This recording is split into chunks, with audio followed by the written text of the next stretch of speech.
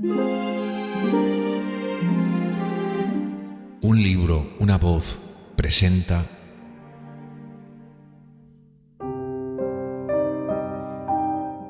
La Dama de Blanco, una novela escrita por Wilkie Collins.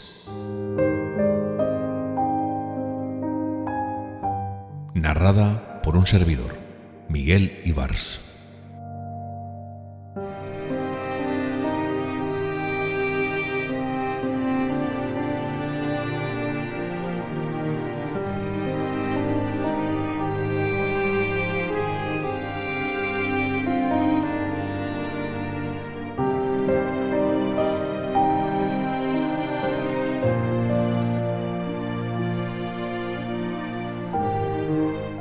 Episodio 13. Relato de Hester Pinhorn, cocinera al servicio del conde Fosco, anotado siguiendo sus propias declaraciones. Siento mucho decir que nunca he aprendido a leer y escribir.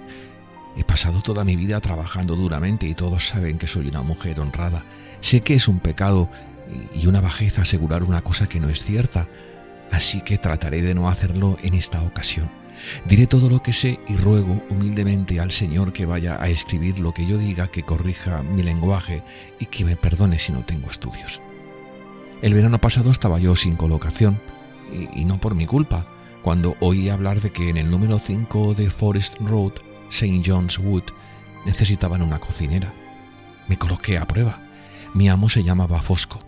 Mi ama era una dama inglesa. Él era conde y ella condesa. Cuando llegué había ya una doncella, que no era ni muy ordenada ni muy limpia, pero no era mala persona. Ella y yo éramos toda la servidumbre de la casa. Nuestros amos vinieron después que nos instalamos. En cuanto llegaron nos dijeron en la cocina que esperaban una visita desde un pueblo de otro condado. La visita era una sobrina de mi ama y se le preparó el dormitorio en la parte de atrás de la casa. Mi ama me dijo que Lady Glyde, este fue su nombre, tenía mala salud y que, por tanto, habría yo de preocuparme que sus comidas estuvieran bien sazonadas. Me parece que llegó aquel mismo día, pero por si acaso no se fíen demasiado de mi memoria. Siento decir que es inútil preguntarme los días del mes y cosas semejantes. De no ser los domingos, la mitad de mi tiempo no me doy cuenta, pues soy una mujer que trabaja duramente y no tengo estudios. Todo lo que sé es que Lady Glyde llegó y cuando lo hizo me dio un buen susto. Yo no sé cómo la trajo mi amo hasta casa, pues entonces estaba yo trabajando, pero creo que la trajo por la tarde. Les abrió la puerta la doncella y les condujo al vestíbulo. A poco de volver mi compañera a la cocina oímos arriba un alboroto y enseguida la campanilla del vestíbulo que tocaba como loca y la voz de mi ama pidiendo auxilio. Las dos subimos corriendo y vimos a la señora sobrina tendida en el suelo, con su rostro terriblemente blanco, con los puños cerrados y la cabeza vuelta hacia la pared. Dijo mi ama que de repente le había dado un ataque de terror y dijo mi amo que eran convulsiones. Salí corriendo de casa, pues conocía mejor que los demás aquellos alrededores, para traer al médico que estuviese más cerca. Los más próximos eran los doctores Goodrich y Garth, que trabajaban juntos y eran socios, y que tenían buen nombre y mucha clientela en la barriada de St. John's Wood. El señor Goodrich estaba en casa y vino inmediatamente conmigo. Pasó algún tiempo antes de que el médico pudiera hacer algo. La pobre señora salía de un ataque para entrar en otro y estuvo así hasta que se quedó agotada y tan indefensa como un niño recién nacido. La acostamos y el doctor Goodrich fue a su casa para traer medicinas y volvió al cabo de un cuarto de hora o antes. Además de las medicinas trajo una varita de caoba hueca por dentro y tallada como una trompeta y, después de esperar un poco, puso un extremo sobre el corazón de la señora y acercó al otro su oído y se quedó escuchando con mucha atención. Cuando terminó, dice a mi señora que se hallaba en el cuarto: «Es un caso muy grave. Le recomiendo que avise inmediatamente a los amigos de Lady Glyde».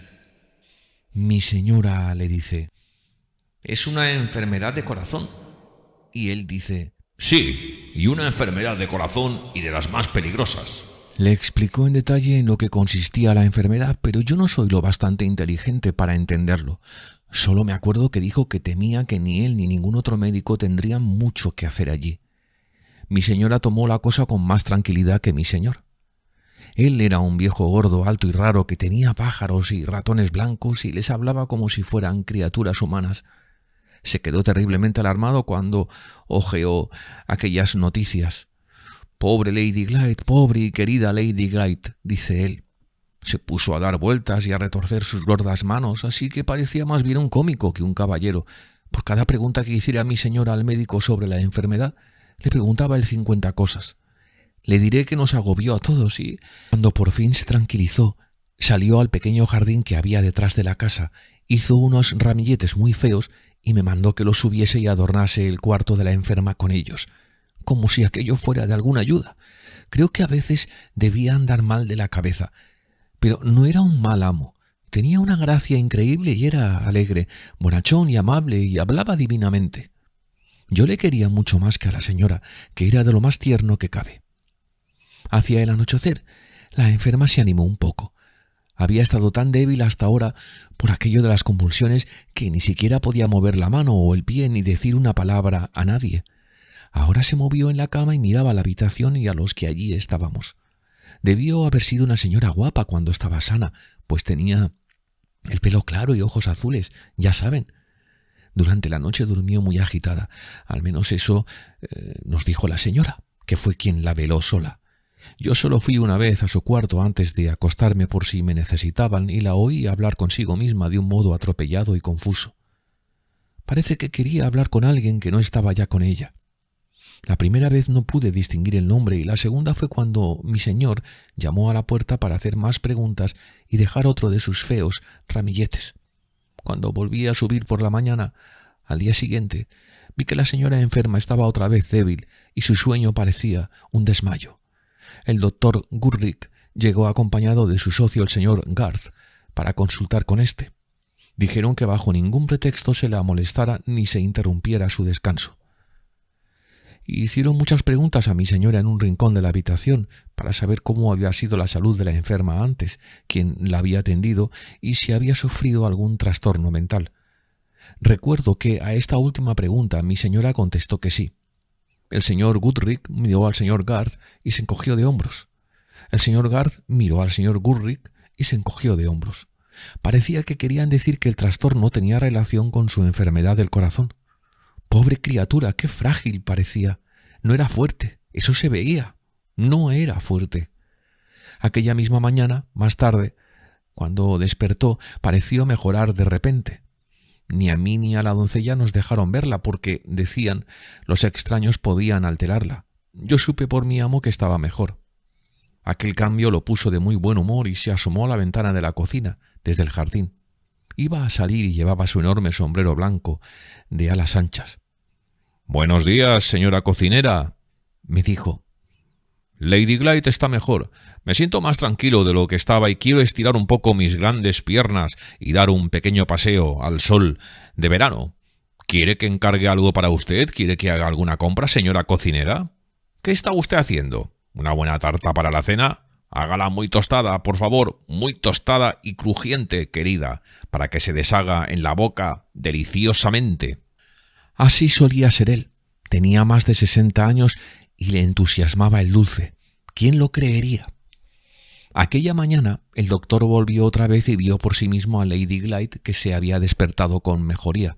Nos prohibió que le hablásemos ni que nos hablase ella en el caso de que estuviera dispuesta a hacerlo. Dijo que antes que nada debíamos procurar que estuviese tranquila y que durmiese lo mejor posible. Ella no parecía tener ganas de hablar, excepto la noche anterior cuando no pude distinguir lo que decía. Estaba demasiado débil.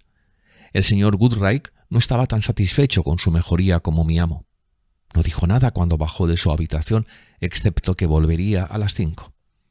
Hacia esa hora, antes de que hubiese vuelto mi amo, sonó la campanilla del dormitorio y la señora salió corriendo al rellano de la escalera y me gritó que fuese enseguida a buscar al médico y le dijese que su sobrina se había desmayado. Me puse el chal y la capota cuando, por fortuna, el médico llegó para hacer la visita que había prometido. Le abrí la puerta y lo acompañé arriba. Mi señora le dice desde la puerta: Lady Glyde estaba como antes despierta y miraba a su alrededor de una forma extraña, como si estuviera asustada. Cuando la oí gemir y enseguida se desvaneció. El médico se acercó a la cama y se inclinó sobre la enferma. Se puso de pronto muy serio cuando la miraba y le colocó la mano sobre el corazón. Mi ama no apartaba sus ojos del rostro del señor Gurrick y, temblando de pies a cabeza, le dice en susurros: ¿No está muerta? Sí, dice el doctor serio e inmóvil. Está muerta. Yo temía que esto sucediese de repente cuando escuché su corazón ayer. Mi señora retrocedió a un paso de la cama mientras el doctor hablaba y se estremeció una y otra vez. ¡Muerta!, se murmura a sí misma. ¡Muerta tan de repente! ¡Muerta tan pronto! ¿Qué dirá el conde? El señor Gurrick le aconsejó que bajase y que se tranquilizase un poco. Ha estado usted velando toda la noche, le dice, y tiene los nervios deshechos. Esta joven puede quedarse en el cuarto, dice, señalándome a mí, hasta que yo envíe a buscar a la ayuda necesaria. Mi señora hizo como él le dijo. Tengo que preparar al conde, dice. Tengo que preparar al conde con cuidado. Y nos dejó temblando de pies a cabeza y salió de la casa. Su amo es extranjero, dice el señor Gurrick. ¿Sabrá lo que hay que hacer para registrar este fallecimiento? No lo puedo decir, señor, le digo, pero creo que no. El doctor lo pensó unos momentos y luego dice: No suelo ocuparme de estas cosas, pero en este caso se podrá evitar una seria molestia para los señores si me encargo de registrar el deceso. Dentro de media hora tengo que estar cerca del registro y no me cuesta mucho pasar por ahí. Dígaselo a sus señores. Sí, señor, le digo, y gracias. Estoy segura de que le agradecerán esta amabilidad. ¿No tiene usted inconveniente en quedarse aquí hasta que yo envíe a quien la sustituya? Me dice. No, señor, digo, yo me quedaré con la pobre señora. Creo que no se ha podido hacer más de lo que hicimos, ¿verdad, señor? Le digo. No, y estoy seguro de que ha debido sufrir mucho antes de que yo la viera. El caso era desesperado cuando enviaron a buscarme. Ay, Dios mío, antes o después todos tenemos que terminar así, ¿verdad, señor? Le digo. Me parece que no tenía ganas de hablar. Me dijo: Buenas tardes. Y se marchó. Estuve en el cuarto hasta que llegó el ayudante que el señor Gurrick me había prometido. Su nombre era Jane Gould. Me pareció una mujer respetable. No hizo comentario alguno y tan solo dijo que sabía para qué la habían llamado y que en su tiempo los habían enfundado a miles. No sé cómo aceptó el amo la noticia cuando la escuchó por primera vez, porque yo no estaba presente. Cuando le vi le encontré muy afectado por ello. Estaba sentado en un rincón, sus manos gordas caían de sus gruesas rodillas, tenía la cabeza baja y sus ojos miraban al vacío. Más que triste, parecía estar espantado y asombrado por lo sucedido. Mi señora se ocupó de los preparativos para el funeral. Debió haber costado toda una fortuna, sobre todo el féretro, que era hermoso. El marido de la señora muerta estaba, según habíamos oído decir, viajando por países extranjeros, pero mi ama, que era tía de la difunta, lo arregló todo con sus amigos de aquel pueblo de otro condado, Cumberland, creo, para que se enterrase allí, al lado de la tumba de su madre. Como les digo, el funeral se preparó de la mejor manera y mi amo se marchó para asistir al entierro. Estaba muy imponente, vestido de luto, con su rostro tan solemne y tan lleno, con su andar lento y llevando aquella ancha banda en el sombrero. Muy imponente. Por último, he de decir, en respuesta a las preguntas que me han hecho, primero, que ni mi compañera ni yo vimos que el señor diese personalmente medicina alguna a Lady Glyde. Segundo, que según lo que yo sé y creo, no se quedó nunca solo con Lady Glyde. Tercero, que no puedo decir qué causa motivó el susto repentino que me dio mi ama, que había asaltado a Lady Glyde en cuanto entró en la casa. Nada nos explicó su causa ni a mí ni a mi compañera. Las anteriores declaraciones han sido leídas en mi presencia y no tengo nada que añadir ni nada que corregir en ellas. Lo repito bajo juramento por la fe de cristiana. Esta es la verdad fiel. Hester Pinhorn, que estampa su cruz. Certificado del doctor. Certificado. En el registro del subdistrito en el que tuvo lugar la mencionada defunción certifico, por la presente, que he asistido a Lady Glyde, de 21 años de edad cumplidos, a quien visité por última vez el jueves 25 de julio de 1850, que falleció ese mismo día, en el número 5 del Forest Road, en St. John's Wood. Causa de la muerte, aneurisma. Duración de la enfermedad, desconocida. Firmado Alfred Goodrich. Título profesional, MRCS, England. Dirección, Croydon Gardens 12, St. John's Wood. Relato que firma Jane Gould. Yo fui la persona enviada por el señor Goodrich para proceder de forma apropiada y necesaria con los restos de la señora que murió en la casa cuyas señas se citan en el certificado precedente. Encontré el cuerpo al cuidado de la sirvienta Hester Pinholm. Yo me quedé velando y lo preparé en su debido tiempo para el entierro. En mi presencia fue colocado en el ataúd y después vi cómo lo cerraban con clavos antes de ser trasladado de la casa. Después de ello y no antes me pagaron lo que me pertenecía y me fui de la casa. Si alguien quiere pedir informes míos, que se dirija al doctor Goodrich. Puedo testimoniar que soy persona cuya veracidad merece confianza. Jane Gould. Epitafio grabado en la lápida. Dedicado a la memoria de Laura Lady Glyde, esposa de Sir Percival Glyde, barón de Blackwater Park, Hampshire, hijo del difunto Philip Fairley, de Limerick House, de esta parroquia. Nació el 27 de marzo de 1829, casada el 22 de diciembre de 1849.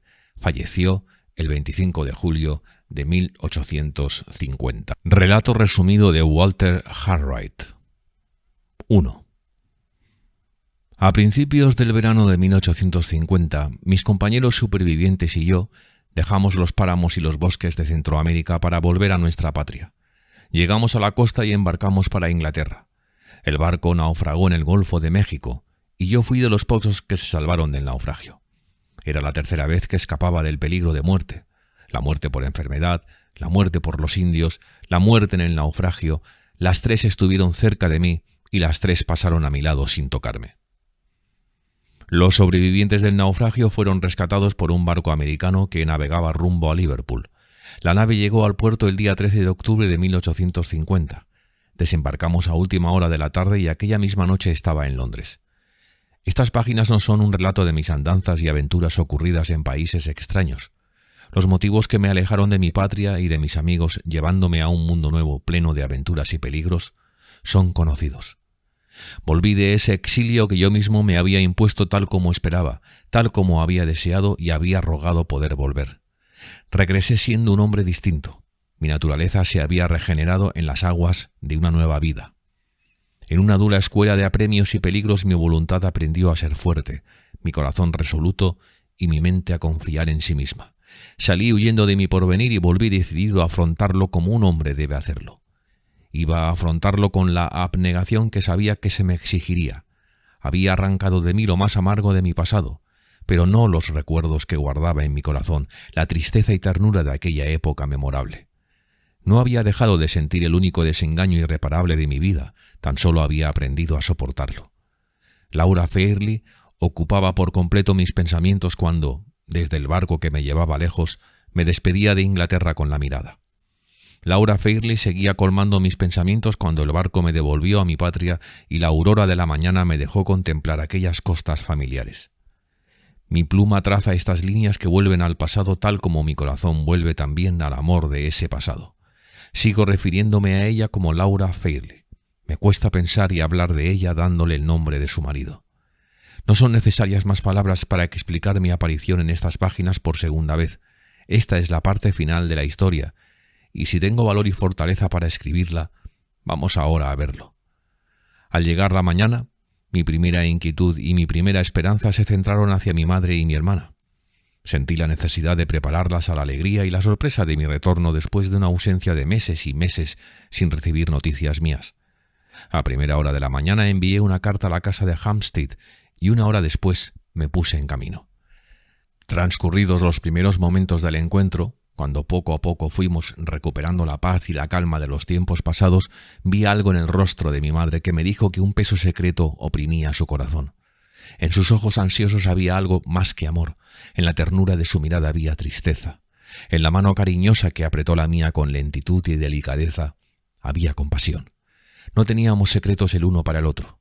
Ella sabía cómo fue destruida la esperanza de mi vida, sabía por qué la había abandonado.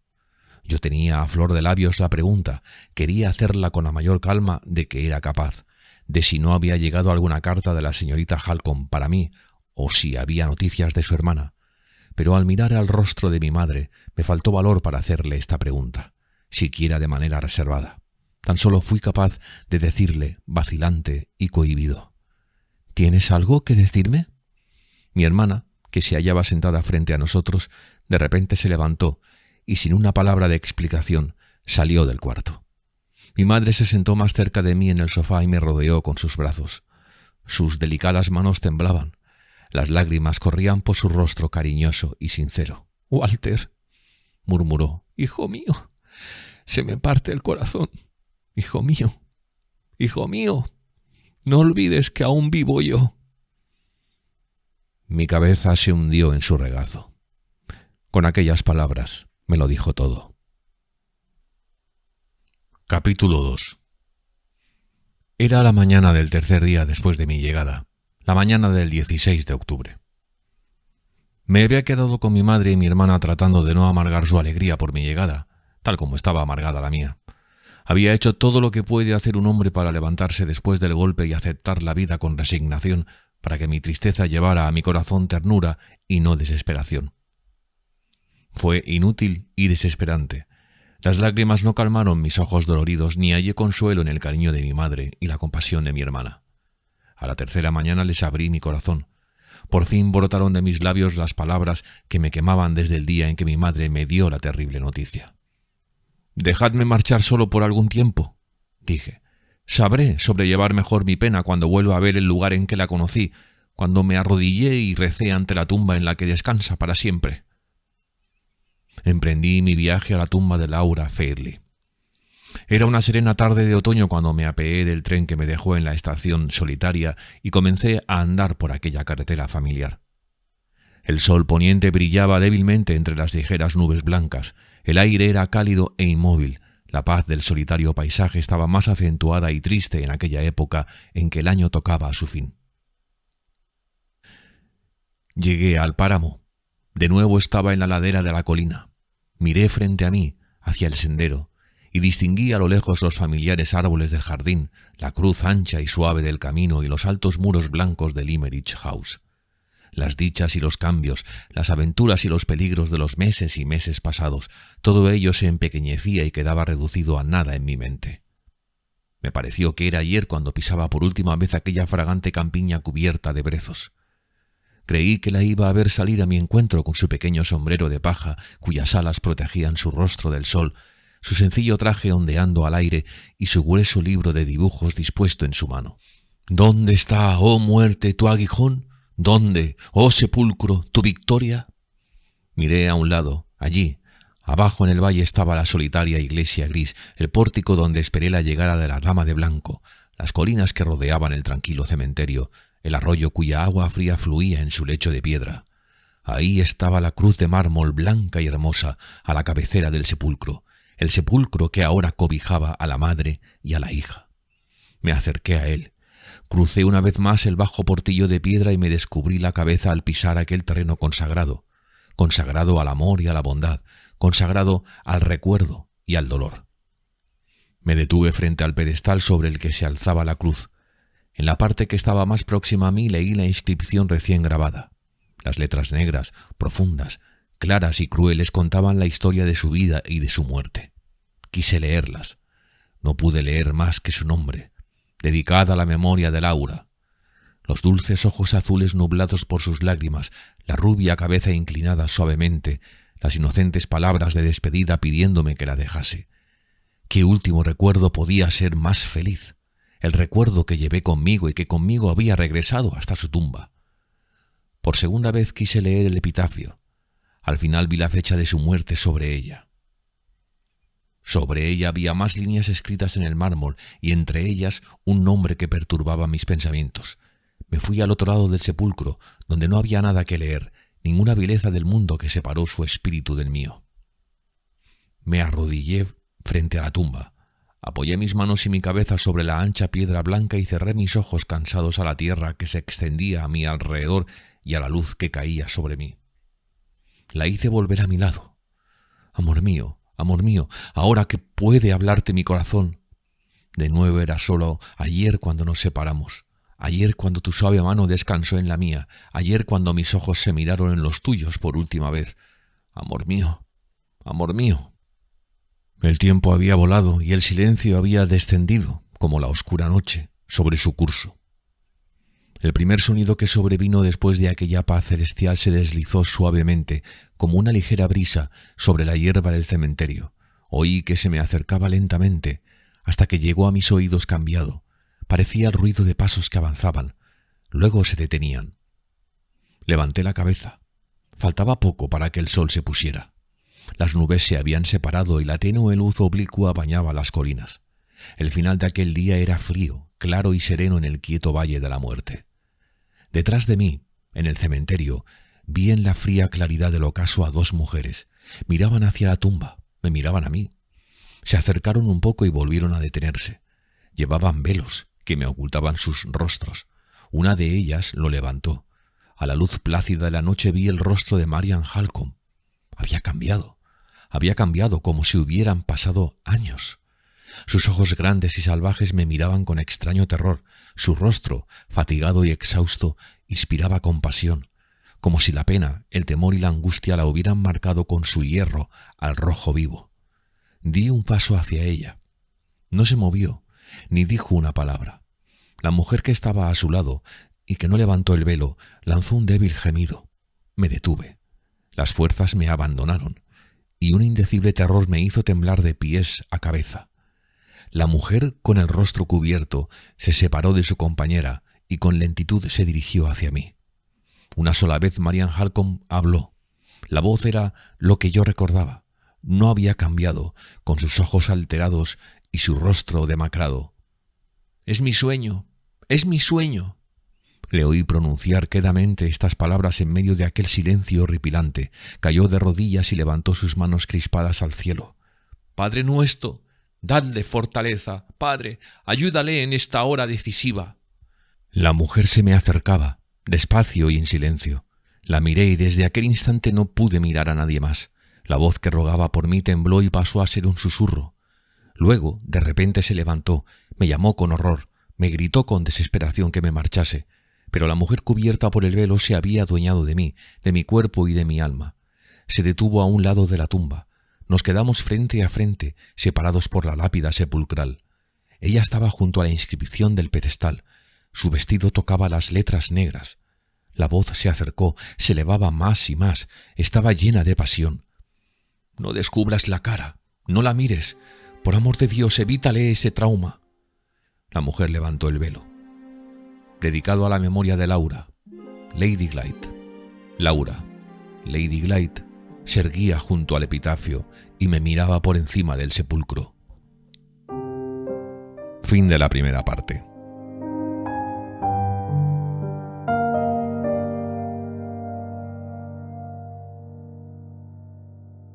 Segunda parte. Continúa el relato de Walter Hartwright. Capítulo 1. Abro una nueva página. Adelanto mi narración en una semana. Lo ocurrido en este lapso de tiempo, que paso por alto, debe permanecer silenciado. Cuando pienso en ello, mi corazón desfallece y mi mente se llena de oscuridad y confusión. Y no debe ser así, pues yo, que soy quien escribo, he de guiar como se debe a los que leen. Y no debe ser así, pues el hilo que nos lleva a través de los vericuetos de esta historia ha de quedar de principio a fin desenredado en mis manos. Una vida que cambia de repente, cuyo sentido entero está engendrado de nuevo, cuyas esperanzas y temores, luchas, intereses y sacrificios se vuelven de una vez para siempre hacia nuevos derroteros. Esta es la perspectiva que ahora se presenta ante mí, tal como aparece a nuestros ojos un paisaje desde la cima de una montaña. Dejé mi narración en las sombras apacibles de la iglesia de Limerick y la continúo una semana más tarde en medio del bullicio y del tumulto de una calle de Londres. La calle pertenece a un barrio populoso y pobre. La planta baja de una de sus casas está ocupada por un modesto vendedor de periódicos y los pisos primero y segundo están destinados a habitaciones amuebladas que se ofrecen por un modesto alquiler. He tomado estos 2 pisos bajo otro nombre. Vivo en el segundo, donde tengo un cuarto para trabajar y otro para dormir. En el primero habitan 2 mujeres bajo mi mismo falso nombre, a los que se cree mis hermanas. Me gano la vida dibujando y grabando sobre madera para periódicos baratos. Mis supuestas hermanas me ayudan haciendo de costureras. Nuestra vivienda, pobre, nuestro humilde aspecto, nuestro fingido parentesco, nuestro nombre ficticio, todo ello son los medios de que nos valemos para que nadie nos descubra en esta ciudad semejante a un bosque que es Londres. Ya no figuramos entre las personas cuyas vidas transcurren al descubierto y son bien conocidas. Soy un hombre oscuro que no llama la atención, sin amigos y sin protectores que le ayuden. Marian Halcombe no es más que mi hermana mayor, que con su arduo trabajo nos gana el pan de cada día. Los 2, en la estimación de los demás, somos a la vez víctimas y promotores de una atrevida impostura. Se nos considera cómplices de una loca que se llama Anne Catterick, que reclama el nombre, los derechos y la personalidad de la difunta Lady Glyde. Tal es nuestra situación. A partir de ahora, en este nuevo aspecto, hemos de figurar los 3 en esta narración a lo largo de las muchas páginas que siguen. Ante los ojos de la razón y de la ley, en la estimación de amigos y parientes, y conformes a todas las formalidades que se exigen en la sociedad civilizada, Laura Lady Glyde yace enterrada junto a su madre en el cementerio de Limerick. Arrancada en vida de las listas de los seres vivos, hija de Philip Fairley y esposa de Sir Percival Glyde, podría existir para su hermana o para mí. Pero para el resto del mundo estaba muerta. Lo estaba para su tío, que la había rechazado, muerta para los criados de la casa, que no supieron reconocerla, muerta para las personas dotadas de autoridad, que habían transferido su fortuna a su marido y a su tía, muerta para mi madre y mi hermana, que me creen a mí víctima de una aventura y de un fraude social, legal y moralmente estaba muerta. Y, sin embargo, vivía. Vivía pobre y escondida. Vivía junto al humilde profesor de dibujo que se disponía a luchar por ella y a ganar para ella su puesto en el mundo de los vivos. ¿Es que no cruzó por mi mente sospecha alguna, sabiendo su extraordinario parecido con Anne Catterick, cuando la vi descubrir su rostro ante mí? Ni siquiera sentí la sombra de una sospecha desde el instante en que levantó el velo al acercarse a aquella inscripción que hablaba de su muerte. Antes de que en aquel día se hubiera puesto el sol, antes de que desapareciera de nuestra vida el hogar que se había cerrado para ella, las palabras de despedida con que nos separamos en Limerick habían sido evocadas por ambos, las repetí yo y las recordó ella. Si llega un instante en el que toda la devoción de mi corazón, de mi alma y de mi fuerza pueda proporcionarle un segundo de felicidad o evitarle un rato de tristeza, ¿querrá usted recordar al pobre profesor de dibujo que un tiempo estuvo a su servicio? Ella, que apenas recordaba ahora el terror y las angustias de los últimos tiempos, recordó aquellas palabras y apoyó, inocente y confiada, su pobre cabeza sobre el pecho del hombre que las había dicho. En aquel momento me llamó por mi nombre y me dijo: «Han tratado de hacerme olvidarlo todo, Walter, pero me acuerdo de Marian y me acuerdo de ti». En aquel momento yo, que hacía mucho le había entregado mi amor, le entregué mi vida y di gracias a Dios de que era mía y podía brindársela a ella. Sí, había llegado ese instante. Desde miles y miles de millas a través de bosques y desiertos en los que compañeros más fuertes que yo habían caído junto a mí, a través del peligro de muerte que 3 veces se me presentó y del que 3 veces escapé. Las manos que conducen a los hombres por el oscuro camino hacia el futuro me habían conducido hasta ese instante, abandonada y pobre, exasperada y consumida, ajada su belleza y su mente oscurecida, despojada de su posición en el mundo y de su sitio entre los vivos, ahora pude depositar, sin provocar reproches, a sus queridos pies la devoción que le había prometido, la devoción de mi corazón, mi alma y mi fuerza. Al fin era mía por el derecho que a ello me daban sus miserias y su abandono. Mía para apoyarla, protegerla, cuidarla y restablecerla. Mía para amarla y respetarla como padre y como hermano a la vez. Mía para vengarla a costa de sacrificios y peligros de toda clase, a costa de una lucha sin esperanza contra el rango y el poder, a costa de largas batallas contra el engaño bien armado y contra el éxito fortalecido, a costa de la ruina de mi reputación, de la pérdida de mis amigos, a costa del riesgo de mi vida. Capítulo 2. Mi posición está definida, mis motivos están explicados. Ahora han de seguir la historia de Marian y la de Laura. Voy a relatar ambas historias, no con las palabras, que con frecuencia se interrumpen y se confunden inevitablemente, con que me las contaron, sino con las de una abstracción breve, concisa y estudiadamente sencilla, con palabras que me propongo escribir para que me guíen a mí como también deberían guiar a mi consejero legal. De este modo, la enmarañada red de acontecimientos podrá desenvolverse con mayor rapidez y de forma más inteligible. La historia de Marian comienza donde termina el relato del ama de llaves de Blackwater Park. Al irse Lady Glyde de casa de su marido, el ama de llaves comunicó aquel hecho y las circunstancias en que había tenido lugar a la señorita Halcombe. Solo unos días después, la señora Michelson no logró precisar cuántos, ya que jamás se le ocurrió apuntarlo, llegó una carta de Madame Fosco anunciando la muerte repentina de Lady Glyde en casa del conde Fosco. En esta carta no se mencionaba fecha alguna y se dejaba a la discreción de la señorita Michelson el modo de transmitir la noticia a la señorita Marian inmediatamente y esperar a que hubiese recobrado su salud de manera más definitiva.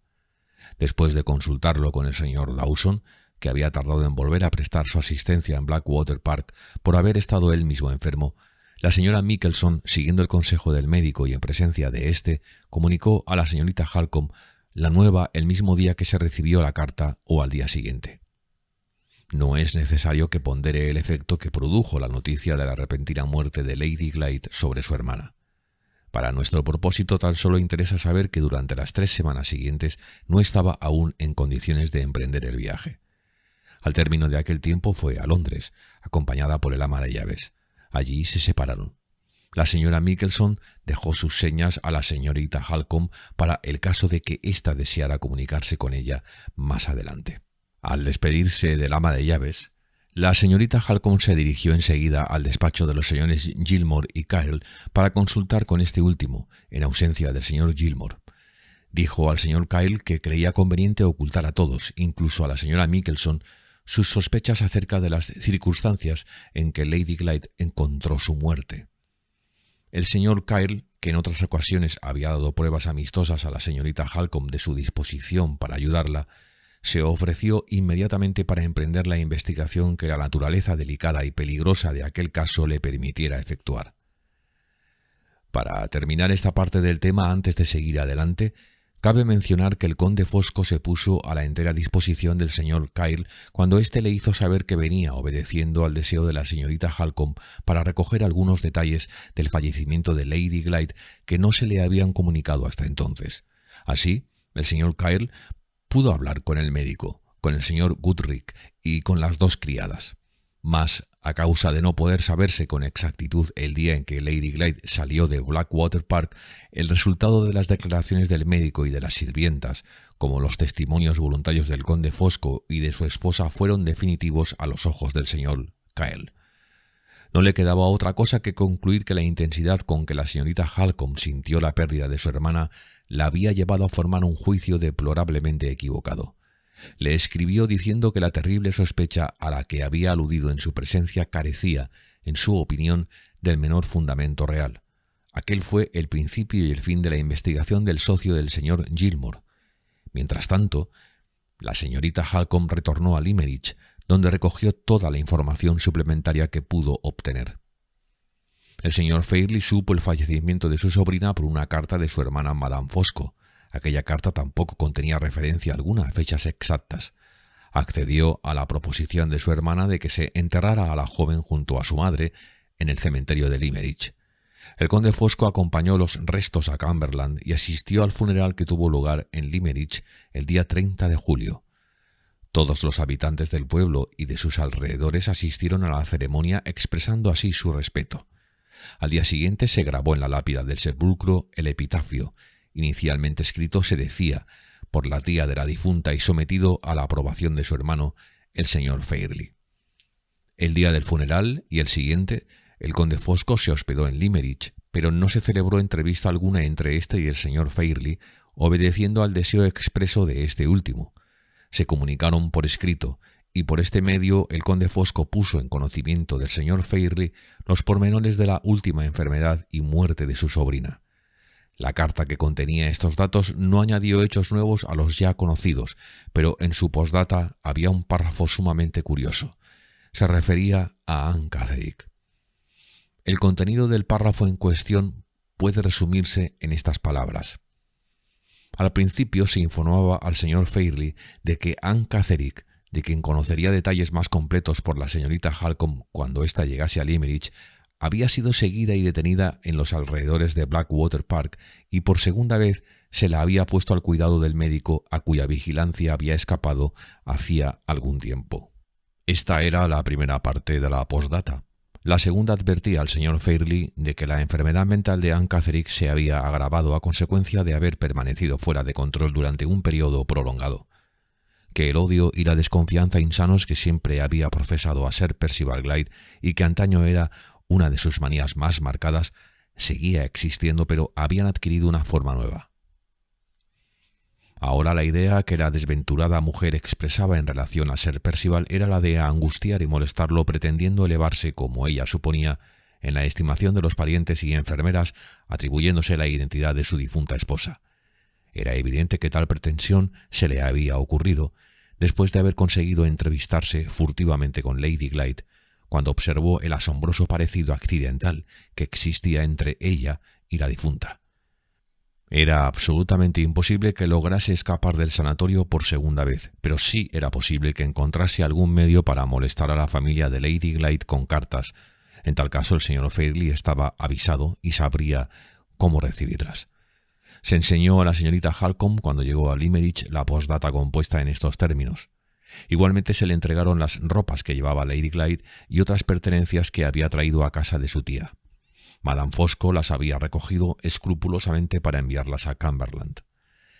Tal era el estado de las cosas cuando la señora Halcombe pisó Limerick a primeros de septiembre. Poco después, una recaída la obligó a guardar cama. Sus debilitadas energías físicas cedían ante la severa aflicción mental que estaba experimentando. Cuando un mes más tarde se recuperó de nuevo, su sospecha acerca de las circunstancias que habían acompañado la muerte de su hermana permanecía incólume. En todo aquel tiempo no había sabido nada de Sir Percival Glyde, pero había recibido cartas de Madame Fosco que la hacían objeto del afectuoso interés por parte de su esposo y de ella misma. En lugar de contestar, la señorita Halcombe contrató un detective privado para que vigilase la casa de St. John's Wood y las actividades de sus habitantes. No se descubrió nada sospechoso. Al mismo resultado llevaron las investigaciones emprendidas secretamente acerca de Madame Rubel. Esta había llegado a Londres unos 6 meses antes, acompañada de su marido. Procedía de Lyon y tomaron una casa cerca de Leicester Square, con objeto de convertirla en una pensión para los extranjeros que se esperaba que iban a llegar en gran número a Inglaterra para visitar la exposición de 1851. En el vecindario no se sabía nada ni del marido ni de la mujer. Eran personas tranquilas y se ganaban la vida honestamente. Las últimas investigaciones tuvieron por objeto a Sir Percival Glyde. Se habían instalado en París, donde vivía apaciblemente rodeado de un reducido círculo de amigos ingleses y franceses. Al fracasar en todas estas empresas, pero incapaz aún de tranquilizarse, la señorita Halcombe decidió luego ir en persona al sanatorio donde se había recluido por segunda vez a Anne Catterick. En el pasado había sentido una fuerte curiosidad por aquella mujer. Ahora estaba doblemente interesada en ella. Primero quería comprobar si era cierto que pretendía personificar a Lady Glyde, y segundo, si resultaba que era cierto, quería descubrir cuáles eran los motivos reales que habían impulsado a la pobre criatura a intentar esta ficción. Aunque la carta del conde Fosco al señor Fairlie no mencionaba las señas del sanatorio, aquella omisión no representaba un obstáculo en el camino de la señorita Halcombe. Cuando el señor Harright encontró a Anne Catterick en Limerick, ella le indicó la localidad donde se hallaba aquella casa, y la señorita Halcombe anotó la dirección en su diario junto con otros detalles de la conversación, exactamente como lo había oído contar al señor Harright. Así pues, encontró la anotación y en ella las señas. Llevó consigo la carta del conde Fosco, dirigida al señor Fairlie, como una especie de credencial que podía resultarle útil, y emprendió su viaje al manicomio el día 11 de octubre. Pasó la noche del día 11 en Londres. Su intención fue dormir en casa de la antigua institutriz de Lady Glyde, pero fue tan desoladora la agitación de la señora Bessie al ver a la amiga más íntima y querida de su inolvidable discípula, que la señorita Halcombe, por consideración, se abstuvo de permanecer en su compañía y se dirigió a una respetable casa de huéspedes que había en la vecindad y que le recomendó la hermana casada de la señora Bessie. Al día siguiente fue al sanatorio, situado no lejos de Londres, al norte de la metrópoli. Fue recibida inmediatamente por el dueño del establecimiento. Al principio, este se mostró terminantemente reacio a permitirle ver a la paciente, pero al ver la posdata de la carta del conde Fosco, al recordarle ella que era la señorita Halcombe, de quien se hablaba en la carta, que era una pariente cercana de Lady Glyde y, por lo tanto, tenía un interés natural para ver con sus propios ojos la dimensión que había tomado la manía de Anne Catterick, que tenía relación con su difunta hermana, el tono y actitud del dueño del sanatorio cambiaron y no insistió en sus objeciones. Probablemente sintió que el persistir en su negativa, dadas las circunstancias, no sólo habría sido un acto de descortesía por su parte, sino que implicaría que los métodos usados en su establecimiento eran de tal naturaleza que no podían exponerse al interés de respetables personas extrañas. La impresión de la señorita Halcombe fue que el dueño del sanatorio no gozaba de la confianza de Sir Percival ni del conde. Parecía ser una prueba de ello el que le hubiera permitido visitar a su paciente, mientras que su disposición a hacer declaraciones que difícilmente hubieran escapado de los labios de un cómplice podían considerarse una confirmación definitiva. Por ejemplo, en el transcurso de la conversación preliminar comunicó a la señorita Halcombe que el conde Fosco había traído a Anne Catterick al sanatorio junto con la prescripción y certificados necesarios el 27 de julio. El conde presentó una carta con explicaciones e instrucciones firmada por Sir Percival. Al recuperar a su paciente, el dueño del sanatorio observó que en ella se habían producido ciertos curiosos cambios personales. Por supuesto, tales cambios no carecían de precedentes en su experiencia con personas mentalmente afectadas. A menudo, sus enfermos no se parecían ni por fuera ni por dentro a cómo eran al día siguiente. En los casos de locura, un cambio para peor o para mejor tendía necesariamente a producir alteraciones en el aspecto exterior. Lo admitía, como también admitía que la manía de Anne Catterick se había modificado, reflejándose, sin duda, en su comportamiento y en su modo de expresarse. Sin embargo, en algunas ocasiones le dejaban perplejo ciertas diferencias que había entre la paciente de antes de la fuga y la que le había sido restituida. Aquellas diferencias eran demasiado pequeñas para ser descritas. Desde luego, no podía decir que estaba completamente cambiada en su estatura o complexión, o el tono de su tez, o el color de sus ojos y su pelo, o en los trazos generales de su rostro. El cambio era más algo que él sentía, pero que no veía. En una palabra, el caso había sido un quebradero de cabeza desde un principio y ahora se le añadía un motivo más para sentirse desconcertado. No puede decirse que esta conversación tuviera como resultado que la mente de la señorita Halcombe estuviese, al menos en parte, preparada para lo que iba a suceder, pero, no obstante, su efecto sobre ella fue muy fuerte. La dejó tan nerviosa que fue necesario esperar unos minutos hasta que recuperó la presencia de ánimo y pudo seguir al dueño del sanatorio hacia aquella parte de la casa donde estaban confinados los enfermos. Al llegar al lugar fueron informados de que la presunta Anne Catterick estaba paseando por el parque adjunto al establecimiento. Una de las enfermeras se ofreció a guiar hasta allí a la señorita Halcombe. El dueño del sanatorio se quedó unos minutos en la casa para atender un caso que requería su presencia, prometiendo reunirse enseguida con su visitante en el parque. La enfermera condujo a la señorita Halcombe hacia un extremo del parque, trazado con buen gusto, y tras mirar a su alrededor siguió por un sendero sombreado por arbustos que crecían a ambos lados. A medio camino vieron a dos mujeres que avanzaban lentamente hacia ellas.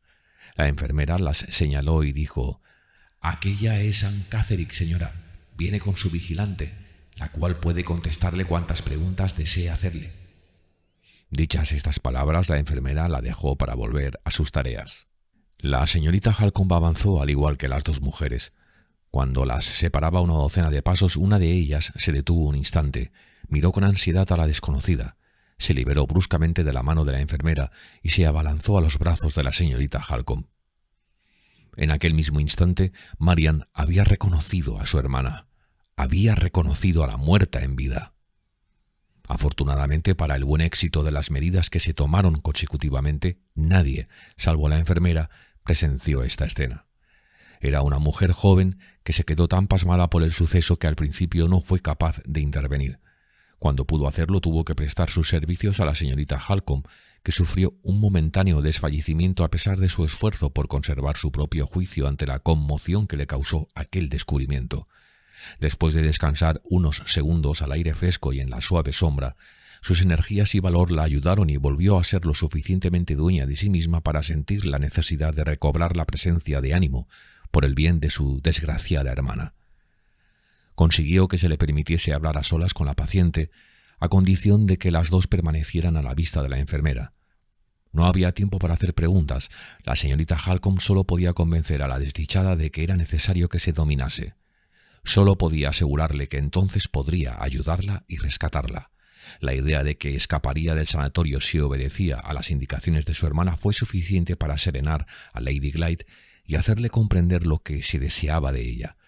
La señorita Halcombe se acercó luego a la enfermera, depositó en sus manos todas las monedas de oro que llevaba encima, 3 coronas, y le preguntó cuándo y dónde podría hablarle a solas. La mujer se mostró al principio sorprendida y suspicaz, pero cuando la señorita Halcombe le declaró que tan solo quería hacerle algunas preguntas y que ahora estaba demasiado agitada para hablar, que no tenía la intención de inducir a la enfermera a faltar a sus obligaciones, la mujer aceptó el dinero y dijo que podían verse a las 3 del día siguiente. A esa hora podía escaparse durante media hora después de que los pacientes hubieran comido. Se verían en un lugar retirado, más allá de la alta tapia del parque que daba al norte.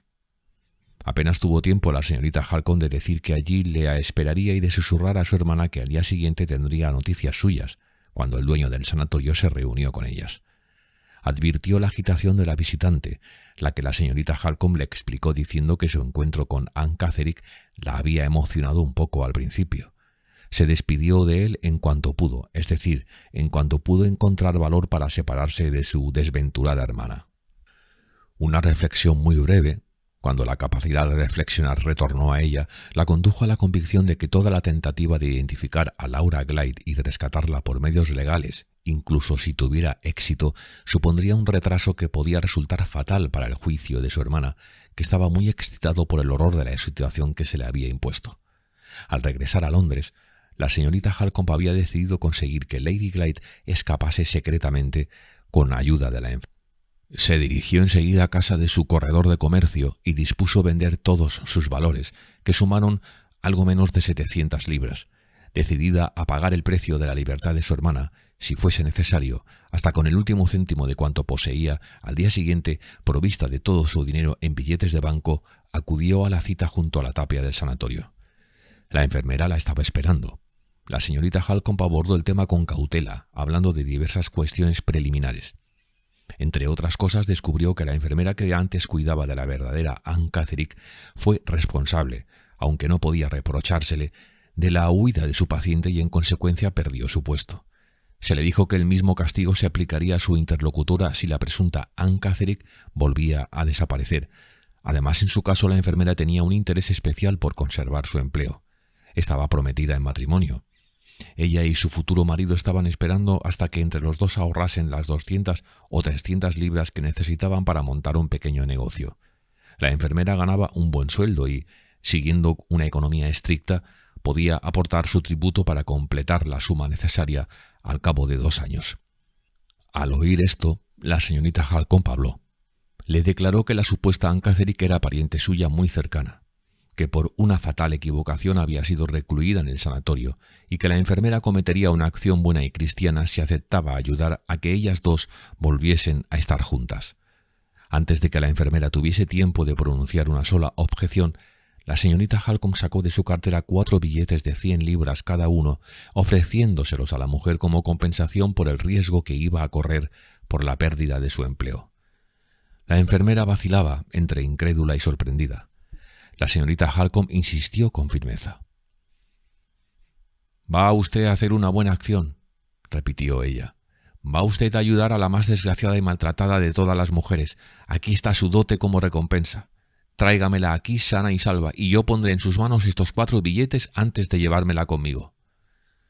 ¿Me dará usted una carta en que lo explique todo para que yo pueda mostrársela a mi novio cuando me pregunte de dónde he sacado el dinero?, preguntó la enfermera.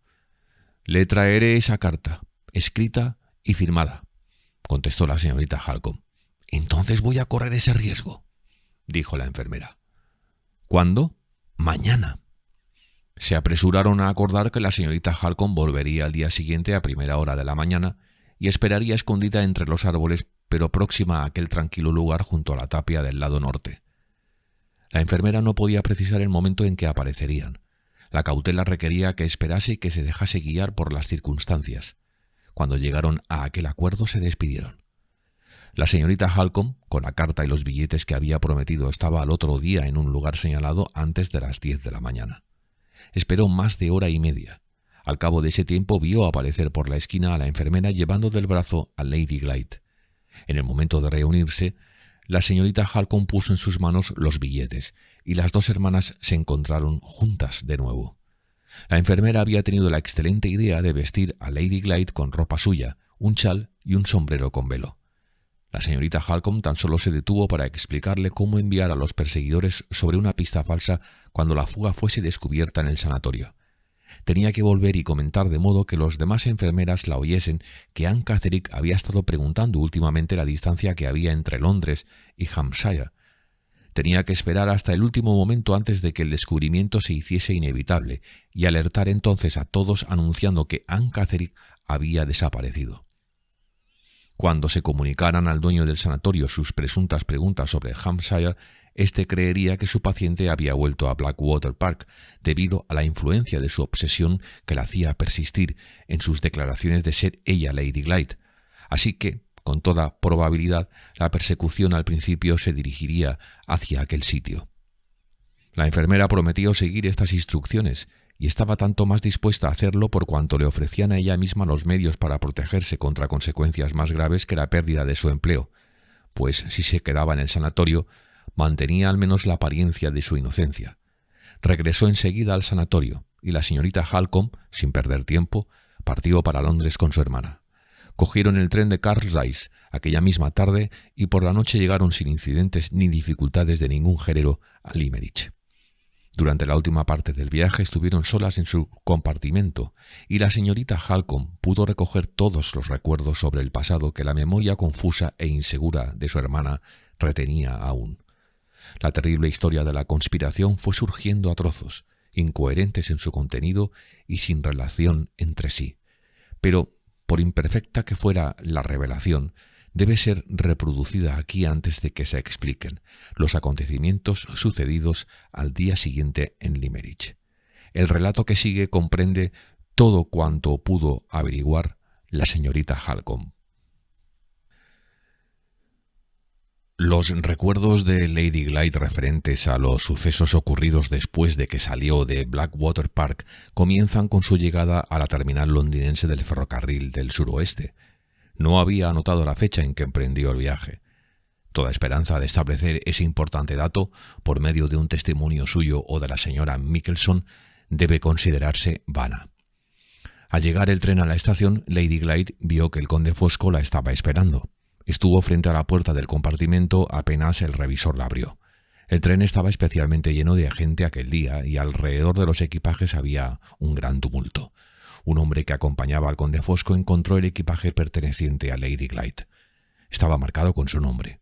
Ella se marchó con el conde, en un coche en el que no se había fijado entonces. Su primera pregunta al salir de la estación se refirió a la señorita Halcombe. El conde le dijo que aún no se había marchado a Cumberland. Había atendido a los reparos del conde, que encontraba poco prudente hacer un viaje tan largo sin descansar unos días antes. Lady Glyde le preguntó luego si su hermana vivía en casa del conde. Sus recuerdos de la respuesta eran confusos. La única impresión cierta que guardaba era que el conde le anunció que la llevaba donde estaba la señorita Halcombe. Lady Glyde apenas conocía Londres y no supo decir por qué calles habían pasado. Pero nunca dejaron de ser calles, nunca bordearon algún jardín ni árboles. Cuando el coche se detuvo fue en una calle estrecha, tras una plaza donde se veían tiendas, edificios públicos y bullicio de gente. Estos recuerdos, Lady Glyde estaba segura de ellos. Parecían indicar con claridad que el conde Fosco no la llevó nunca a su residencia en el suburbio de St. John's Wood. Entraron en la casa y subieron a una habitación trasera que estaba en el primero o segundo piso. Trajeron el equipaje. Les abrió una sirvienta y un hombre de barba oscura, extranjero a juzgar por su aspecto, los recibió en el vestíbulo y los acompañó arriba. En respuesta a las preguntas de Lady Glyde, el conde le aseguró que la señorita Halcombe estaba en aquella casa y que se le haría saber enseguida que su hermana había llegado. El conde y el extranjero se fueron dejándola sola en el cuarto. Estaba pobremente amueblado para servir de salón y daba a los muros traseros de otros edificios. La casa era notablemente silenciosa.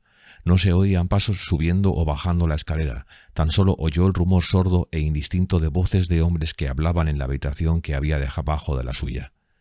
No estuvo sola mucho tiempo. El conde regresó para decirle que la señorita Halcombe estaba descansando y era preferible no molestarla durante algún tiempo. Había entrado en la habitación acompañada por un caballero, un inglés, al que pidió permiso para presentarlo como a un amigo suyo.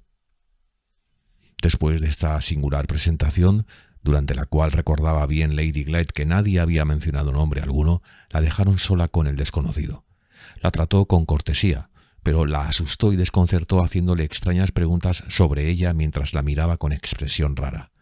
Salió por poco tiempo después. Unos minutos más tarde apareció el segundo desconocido, un inglés también. Se presentó como otro amigo del conde Fosco y, a su vez, miró con expresión rara y le hizo preguntas extrañas.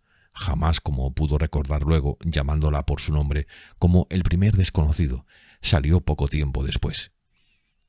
Esta vez Lady Glyde sintió tanto miedo por sí misma y tanta preocupación por su hermana que pensó que debía aventurarse a bajar a pedir auxilio a la única mujer que había visto en la casa, a la criada que abrió la puerta. Apenas se había levantado de la silla cuando en la habitación entró de nuevo el conde Fosco. En cuanto apareció, le preguntó angustiada cuánto tiempo tenía que esperar aún para ver a su hermana. Al principio le respondió con evasivas, pero cuando ella insistió manifestó, notablemente irritado, que la señorita Halcombe no estaba tan bien como le había dicho en un principio. Su tono y la expresión con que dio su respuesta alarmaron tanto a Lady Glyde, o más bien aumentaron tan dolorosamente el desasosiego que le habían causado las entrevistas con los dos desconocidos, que se sintió desfallecer y se vio obligada a pedir un vaso de agua. El conde gritó desde la puerta que subieran agua y un frasco de sales. Ambas cosas fueron traídas inmediatamente por el hombre de la barba, aquel que tenía aspecto de extranjero. El agua, cuando Lady Glyde la probó, resultó tener un sabor tan raro que aumentó su mareo, así que se apresuró a coger el frasco de sales que el conde Fosco le ofrecía y las aspiró. Al instante su cabeza empezó a dar vueltas. El conde recogió el frasco que su mano dejó caer y lo último que Lady Glyde vio antes de perder el conocimiento fue que él aguantaba el frasco junto a su nariz. Desde ese momento sus recuerdos eran confusos, fragmentarios y difíciles de reconciliar con cualesquiera probabilidades razonables. Su propia impresión cuando recobró el sentido aquella misma tarde fue que entonces salió de la casa y que, como había decidido de antemano desde Blackwater Park, se dirigió a la de la señora Bessie, que allí tomó su té y que pasó la noche bajo su techo. Era completamente incapaz de decir cómo, ni cuándo, ni con quién dejó la casa a la que el conde Fosco la había traído. Pero persistía en asegurar que había estado en la casa de la señora Bessie y, lo que era más extraordinario aún, que Madame Rubel la había ayudado a quitarse el vestido para acostarse. No recordaba tampoco de qué había hablado con la señora Bessie, ni qué otras personas se hallaban en su casa, ni por qué Madame Rubel estuvo allí presente para ayudarla. Su recuerdo de lo que sucedió la mañana siguiente aún era más vago e increíble. Tenía cierta idea confusa de que había salido en coche con el conde Fosco, no podía decir a qué hora, y que Madame Rubel hacía de nuevo las veces de su doncella, pero no podía decir cuándo ni por qué había dejado a la señora Bessie. Tampoco sabía qué dirección siguió el coche, ni dónde se apeó, ni si el conde y Madame Rubel permanecieron con ella todo el tiempo que duró el viaje. No podía evocar impresión alguna, por confusa que fuese. No tenía idea si había transcurrido un día o varios hasta que recobró el conocimiento para encontrarse en un sitio extraño rodeada de mujeres desconocidas para ella. Era el sanatorio. Allí, por primera vez, se oyó llamar por el nombre de Anne Catterick, y allí también, la última circunstancia importante para la historia de aquella conspiración, supo por sus propios ojos que llevaba las ropas de Anne Catterick.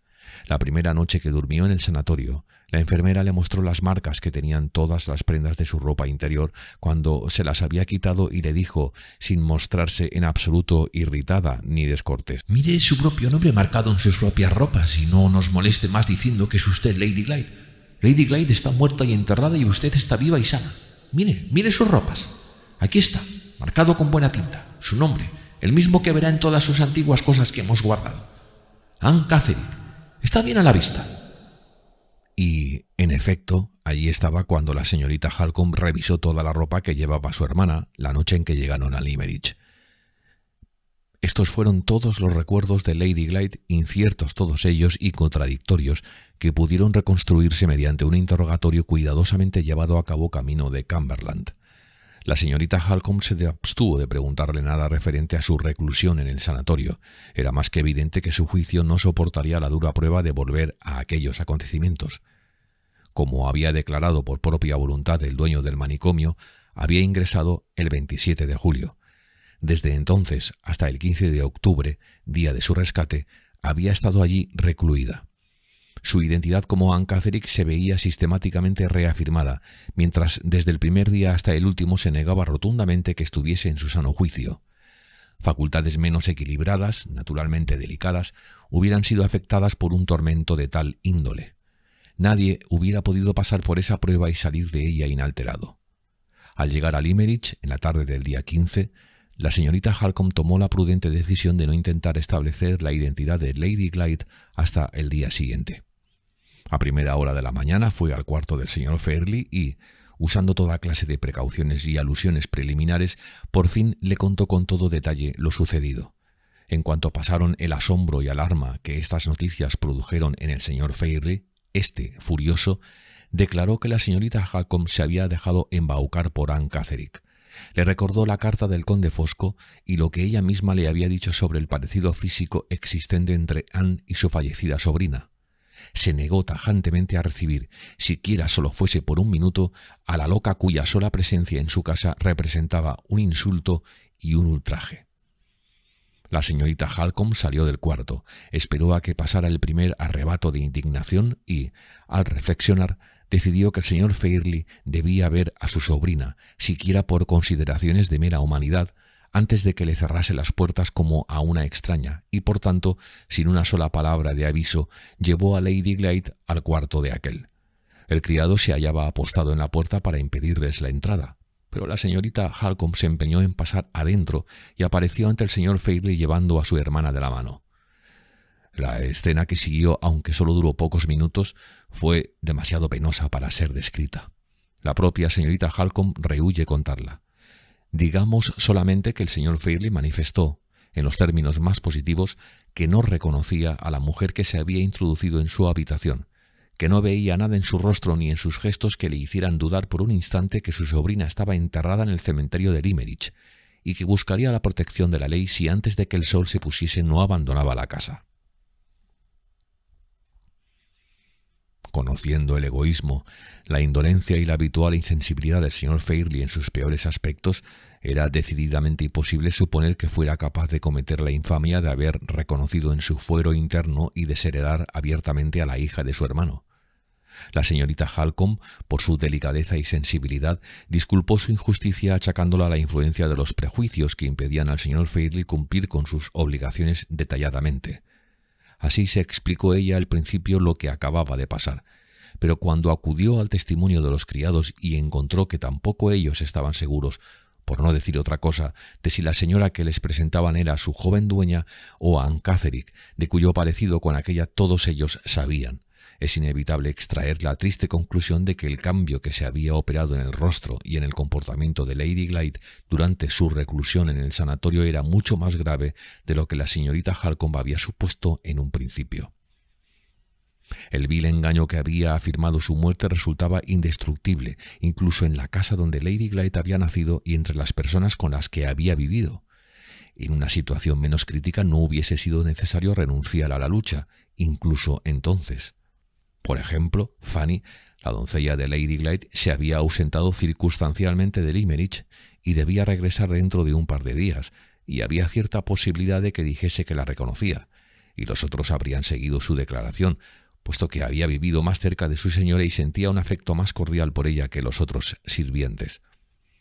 También se podría esconder a Lady Glyde en la casa o en el pueblo hasta que su salud se hubiera restablecido un poco y su juicio recobrase fortaleza. Cuando se pudiese confiar en su memoria, ella misma podría referirse a las personas y los sucesos de su pasado con una seguridad y conocimiento que ninguna impostora hubiera podido simular.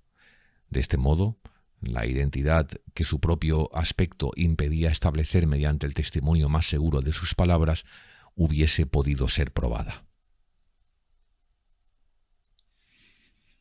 Pero las circunstancias bajo las cuales había recuperado la libertad hacían simplemente imposible recurrir a estos medios. La persecución ordenada desde el sanatorio se había desviado a Hampshire solo durante un tiempo y era inevitable que se dirigiese a Cumberland. Aquellos a quienes se había encargado buscar a la fugitiva aparecerían quizá dentro de pocas horas en Limerick, y tal como estaba ahora el ánimo del señor Fairlie, podían contar con que hiciera uso inmediato de su influencia y autoridad para asistirlos en su tarea. El más elemental sentido común aconsejaba a la señorita Halcombe que, si quería salvar a Lady Glyde del encierro, debería renunciar a la batalla iniciada para restablecer la justicia y sacarla enseguida de aquel lugar que era ahora más peligroso que ningún otro, de las proximidades de su propia casa. Era obvio que la primera y más sensata medida de seguridad era un regreso inmediato a Londres. En la gran ciudad se podría borrar rápida y fácilmente todo rastro de ellas. Nada tenían que preparar, ni había despedidas que hacer. En la tarde de aquel memorable día 16, la señorita Halcombe animó a su hermana a emprender un último acto de valor y, sin un alma que les dijese adiós, las dos se pusieron en camino y dejaron para siempre Limerick. Habían pasado la colina junto a la iglesia cuando Lady Glyde insistió en volver para ver por última vez la tumba de su madre. La señorita Halcombe trató de disuadirla, mas en aquella ocasión luchó en vano. Lady Glyde estaba firme en su decisión. Sus ojos apagados se iluminaron con fuego repentino y brillaron detrás del velo con que cubría su rostro. Sus dedos, descarnados, apretaron con fuerza al brazo amistoso, sobre el que poco antes se apoyaban indiferentes. Creo con toda mi alma que la mano de Dios les señalaba el camino y la más inocente y desdichada de sus criaturas fue elegida en aquel terrible momento para comprenderlo. Retrocedieron en su camino, dirigiendo sus pasos al cementerio, y aquel hecho selló el futuro de nuestras vidas.